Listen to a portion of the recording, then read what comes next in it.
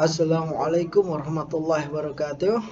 Hello guys, welcome back to our tourism course in our 14th meeting with the theme today is about developing tourism. Dan mata kuliah pariwisata ini kita akan membahas tentang pengembangan pariwisata. Oke, sering kita membahas tentang pengembangan ya. It's okay. Here we will talk more about it. Nah, karena memang wisata kita semuanya pasti mengalami perubahan apapun ya dari segala aspek ya. Oke, yang paling kita lihat mungkin kan motor apa ini ya, transportasi dan komunikasi ya. Dulu pakai SMS, oke, terus sekarang sudah dulu sempat ada BBM, dan sekarang yang itu WhatsApp. Siapa tahu suatu saat akan berubah lagi ya, sama seperti dalam hal pariwisata, pasti permintaan juga berubah. Oke, maka dari itu pengembangan pasti harus seperti kita mengutip kata-kata Bill Gates ya. Either we or the people make our product obsolete. Entah kita atau orang lain lah yang merubah produk kita itu menjadi sesuatu yang usang, karena seiring waktu semuanya pasti usang. Maka dari itu pengembangan itu sangat dibutuhkan. So, di sini kita akan membahas tentang onion cell diagram that depicts element of tourism product. Pertemuan terakhir kita sudah membahas tentang tourism product, dan ini adalah elemen-elemennya mulai dari physical plan, service, hospitality, freedom of choice, and involvement. Nah, semakin keluar dari ini ya, diagram bawang ini, semakin keluar itu semakin sedikit kita sebagai orang di belakang layar tourism industry untuk ikut campur. Kita hanya mulai dari dari physical plan, nanti di involvement itu sudah kita lepas ya, hanya menyisakan wisatawan itu sendiri. Nah kita akan membahas satu persatu topiknya. Pertama kita bahas dengan physical plan, yaitu tentang tujuan objek wisata itu sendiri. Itu bisa berbentuk seperti alam, seperti kajar, colo, montel, dan ada juga man-made, buatan tangan seperti misalnya banyak gor, museum kretek. Fixed property such as accommodation, ada juga mobile properties yang bergerak seperti kapal pesiar, Titanic misalnya. Dan man-made condition. Wah, ini yang kondisi man-made ini agak sulit ya, misalnya mengendalikan cuaca karena bukan Avatar kan, seperti itu. Atau seperti ini aja, man-made condition itu seperti konser, seperti apalagi istighosah. Nah itu kan akan mengundang kerumunan massa, itu bisa. Berikutnya adalah service, layanan, tentu saja yakni fitur atau fasilitas dari tadi yang physical plan tadi, dari objek wisata yang ditawarkan. Kalau cuma objek saja, orang datang bayar tiket udah cuma nonton ya ada sih, tapi kan tetap mungkin ada juga tempat parkiran, ada juga toilet, ada juga musola, pasti kan harus ada. Nggak mungkin objek wisata wes opanane seperti itu, ada warung, pasti kan minimal seperti itu. Hospitality yakni sikap dari dari pengembang bagi orang-orang seperti Anda terhadap wisatawan. Freedom of choice, nah di sini ini sudah mulai masuk ke wisatawannya ya, mereka bebas mau milih ya, ngapain kan, mereka udah bayar. Maka mereka harus memiliki kebebasan pula untuk apa-apa yang tentunya sudah dibatasi dari pihak pengelola, seperti itu.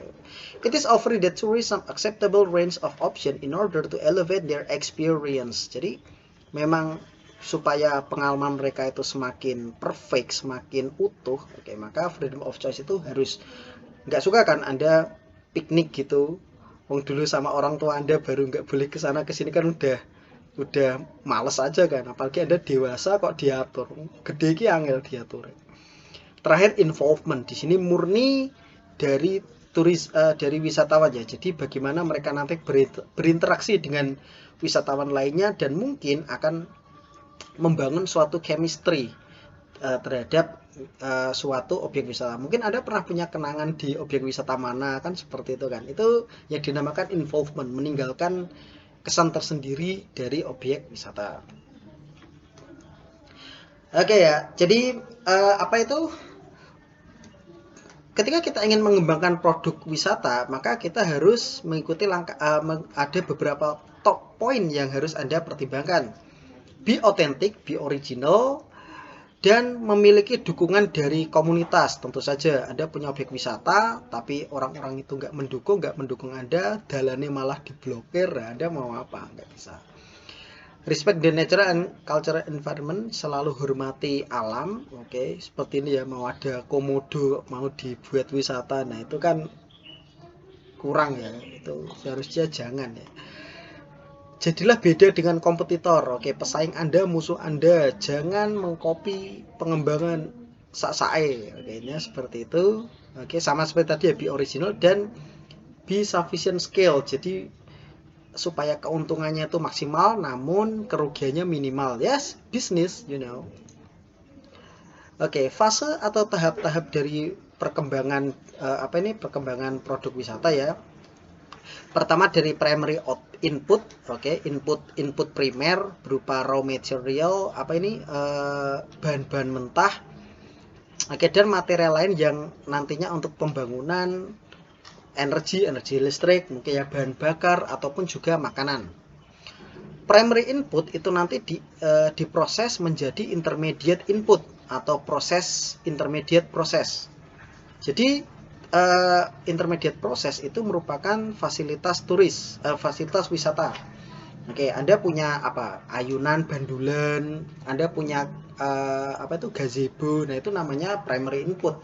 Ketika Anda sudah menaruhnya di objek wisata, maka dinamakan intermediate input, yang mana itu nanti memfasilitasi wisatawan. Intermediate input nanti akhirnya terus dikembangkan lagi menjadi intermediate output. Intermediate output itu adalah layanannya.